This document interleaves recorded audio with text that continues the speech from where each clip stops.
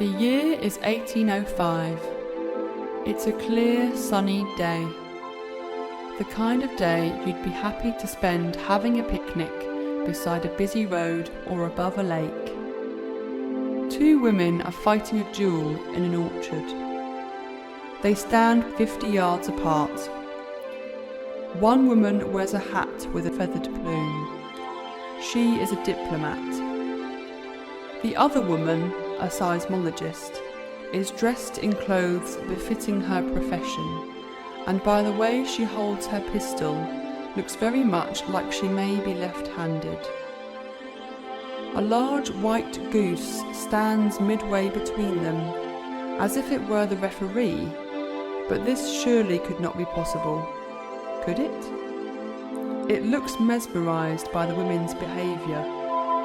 What goose wouldn't be? The protagonists stare at each other, slowly raise their weapons and take careful aim. What do you suppose has brought them to this rather unfortunate and regrettable situation?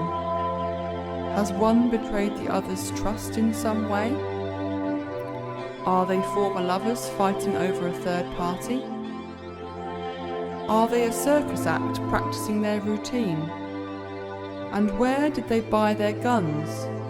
The Catford gun shop? Surely not.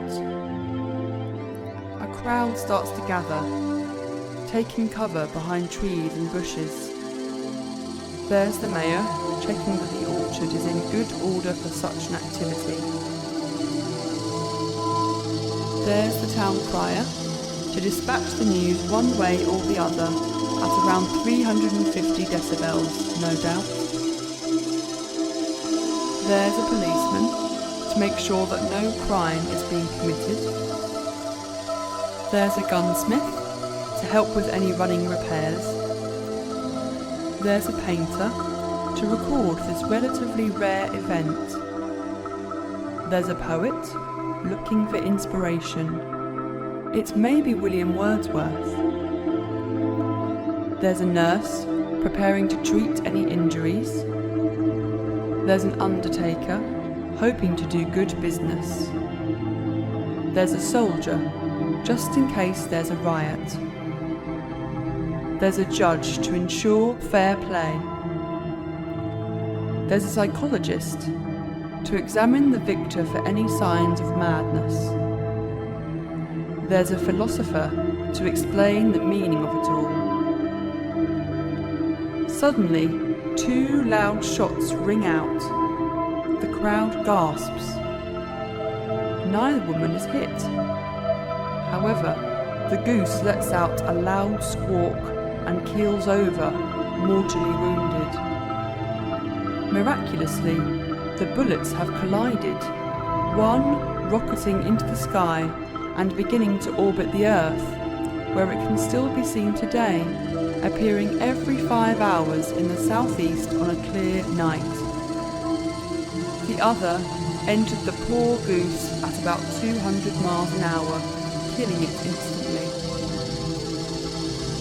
The women put down their guns and walked towards each other in tears.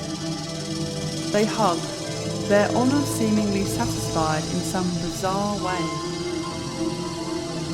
We can see now that they are identical twins. Not surprisingly, they're exhausted and hungry after this futile exercise. They light a fire, pluck the goose, and roast it on a spit. Delicious. The moral of this story is clear. If you are a diplomat, don't pick a fight with your twin sister. Talk it over. Have a cup of tea. Be diplomatic. If you are a seismologist, don't pick a fight with your twin sister.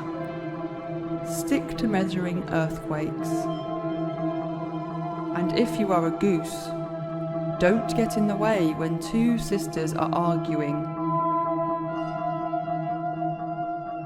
Incidentally, it seems that the women were merely in disagreement over the small matter of fate versus free will.